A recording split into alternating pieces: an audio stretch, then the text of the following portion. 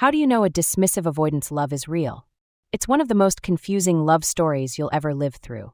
Loving a dismissive avoidant can feel like standing outside a locked door, knowing someone is inside, but they won't let you in. They care, you think. You feel it sometimes. But then they pull away. They go silent. They act indifferent. And you start to question everything.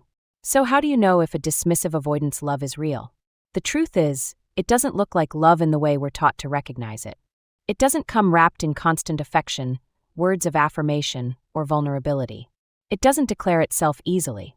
In fact, it often hides behind silence, independence, and control. But real love from a dismissive avoidant does exist. It just speaks a different language.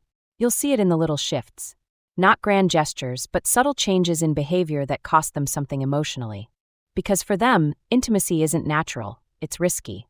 So when they begin to show up consistently, even when they'd rather run, that's a sign. Maybe they don't always say the right thing, but they try. They check in even if it's brief. They respond even if it's delayed. That effort for them is monumental. They may not open up quickly, but if they let you into their internal world, piece by piece, that's love. A dismissive avoidant has spent years believing their feelings aren't safe to share. So if they start telling you about their childhood, their fears, their dreams, that's not small talk. That's sacred ground. You'll also know their love is real if they begin to let you depend on them, and allow themselves to depend on you. That's huge. Dependence terrifies them. They've been wired to believe that needing someone leads to disappointment or loss of control. So when they begin to show up for you or let you support them, even in small ways, it's a form of trust. A quiet declaration, I'm willing to risk closeness with you. They may not say I love you easily or often, but they might fix something in your house without being asked. Or remember a small detail about your day. Or silently wait for you to fall asleep just to feel you breathe.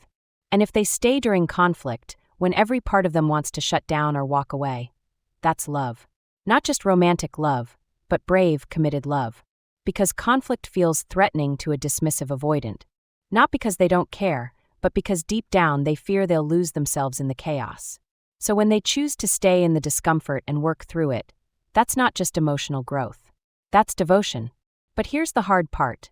Their love might be real, and still not be enough if they haven't done the internal work. Because love without emotional availability still leaves you lonely. And you can't carry the entire relationship alone. So yes, a dismissive avoidance love can be real. But real doesn't always mean healthy. Real doesn't always mean safe. And real doesn't always mean ready. What matters is whether that love is willing to grow. Whether they're willing to stretch, to learn a new language of connection. To unlearn the belief that closeness equals danger. You'll know their love is real not by how loudly they say it, but by how bravely they show it. Not in perfection, but in the slow, uncertain steps toward you. Because for a dismissive avoidant, love isn't easy. But if it's real, they'll fight their nature to make room for you. And that effort, that uncomfortable, shaky, vulnerable effort, is how you'll know.